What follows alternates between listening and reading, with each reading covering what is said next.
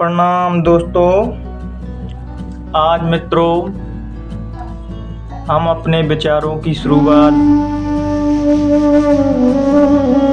प्रेम से करते हैं कि वास्तविकता प्रेम क्या होता है।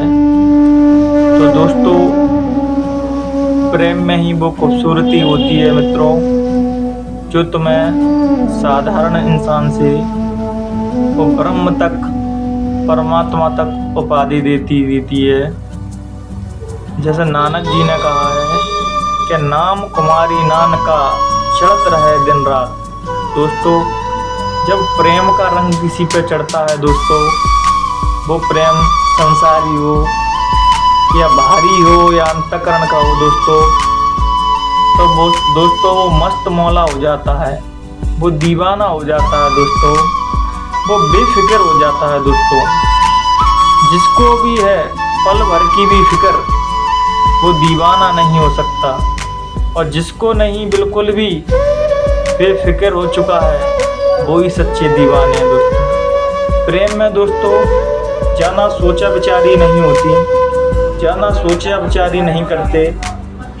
जो लोग प्रेम के मार्ग पे चलते हैं, चाहे वो प्रेम संसार का हो या परमात्मा का हो दोस्तों, तो वो ज़्यादा जो बुद्धि रहती है दोस्तों, तो ज़्यादा खोपड़ी वाले रहते हैं। प्रेम उनके विषय नहीं है, प्रेम उनके लिए नहीं बना।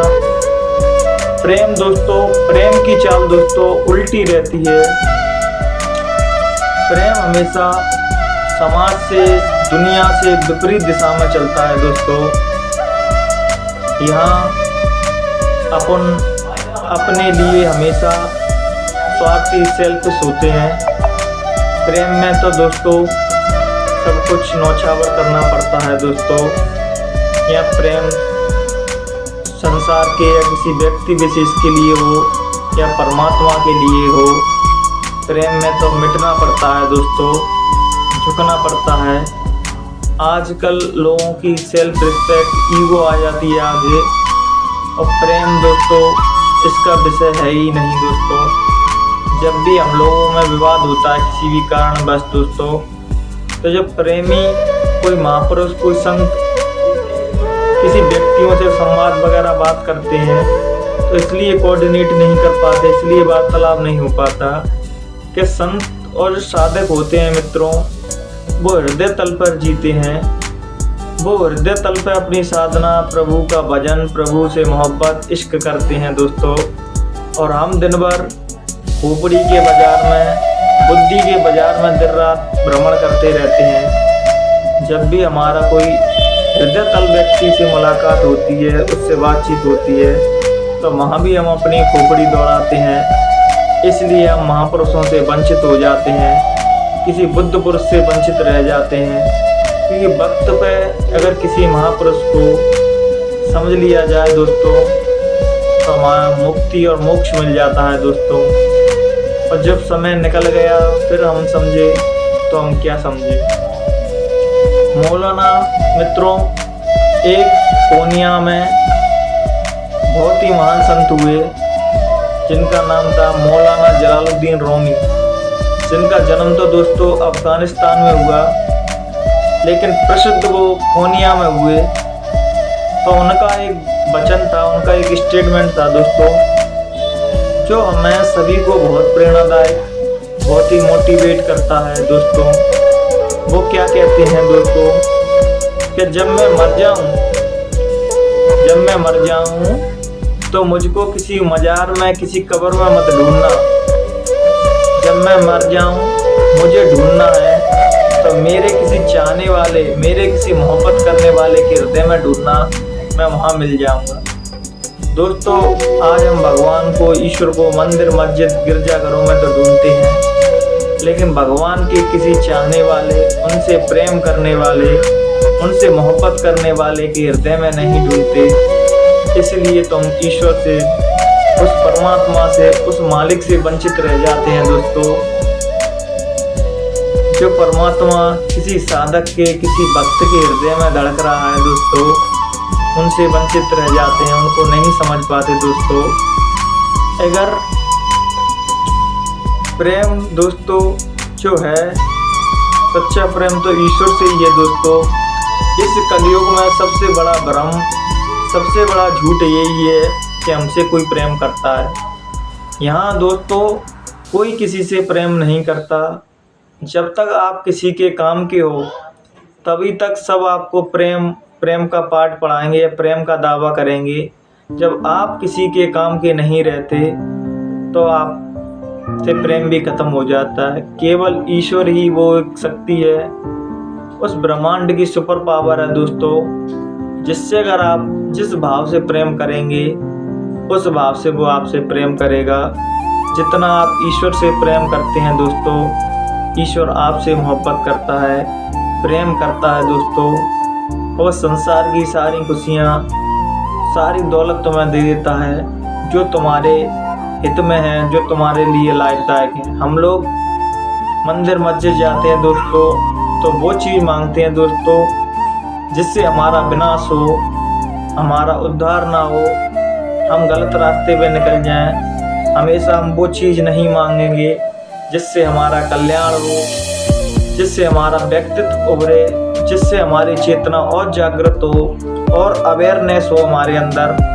इसलिए भगवान वो नहीं देता जो आप चाहते हो, भगवान वो देता है जो आपके लिए अच्छा है, शुभ है, वो देता है आपको।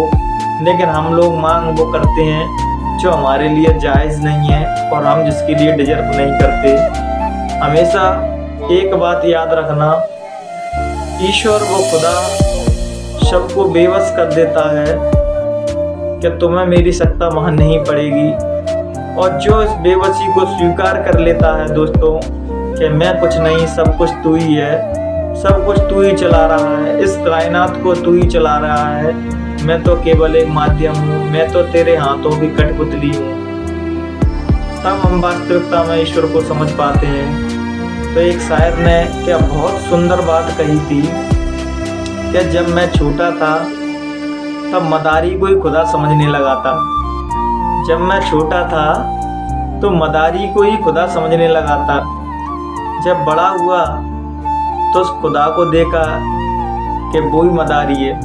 कहने का भाव दोस्तों, वो परमात्मा हम सबको कठपुतली की तरह नचाता है, हम उसके हाथ की कठपुतली हैं, जब चाहे गिरा दे, जब चाहे उठा दे दोस्तों। और जो इस चीज़ को स्वीकार कर लेता है कि हम तो एक निमित्त मात्र हैं, हम तो साधारण जीव हैं दोस्तों, तो परमात्मा की, उस खुदा की उस पर रहम बरस जाती है दोस्तों। और हमारे अंदर वो प्रेम जागृत हो जाता है दोस्तों, तो हमारे अंदर भक्ति जागृत हो जाती है, वो सब कुछ जागृत हो जाता है दोस्तों। जब तक हमारा ईश्वर के प्रति प्रेम जागृत नहीं होता दोस्तों, चाहे हम कितनी भी अगरबत्ती लगा लें, कितने भी दिए रख लें, कितने भी मंदिरों के मस्जिदों के चक्कर लगा लें, कुछ होने वाला नहीं है। तो कृष्ण भगवान ने क्या खूब कहा, जब उद्धव जी उनके पास गए तो गोपियों की विरह वेदना देखी, गोपियों रोती बिलखती देखी, तो उन्होंने कृष्ण भगवान से जाके पूछा, हे भगवान, उन्होंने तुमसे सच्ची मोहब्बत की, सच्चा प्रेम किया, आपने इसके बदले उन्हें क्या दिया?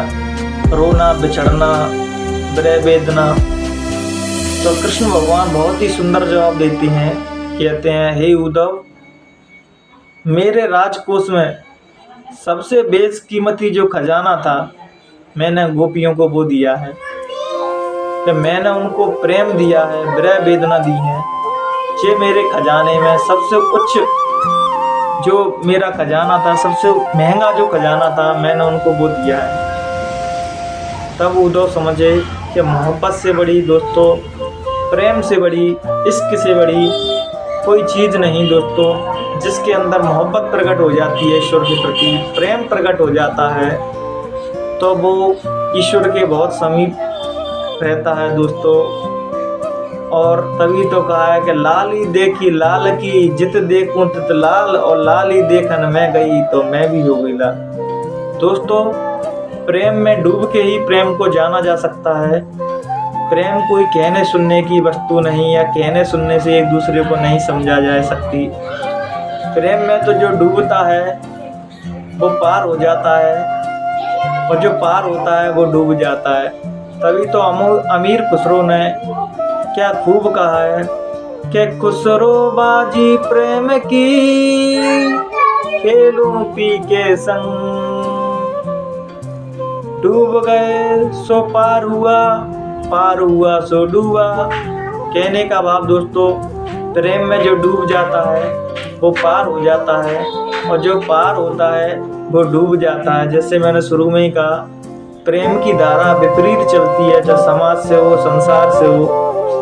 प्रेम अगर तुम्हें ईश्वर के प्रति हुआ तो तुम्हें संसार मित्रों बहुत ही कम समझ पाएगा, लेकिन जिसको समझना है दोस्तों वो जरूर समझ जाएगा तुमको, कि वो ईश्वर समझ गया तो हमें किसी समझाने को किसी को जरूरत नहीं।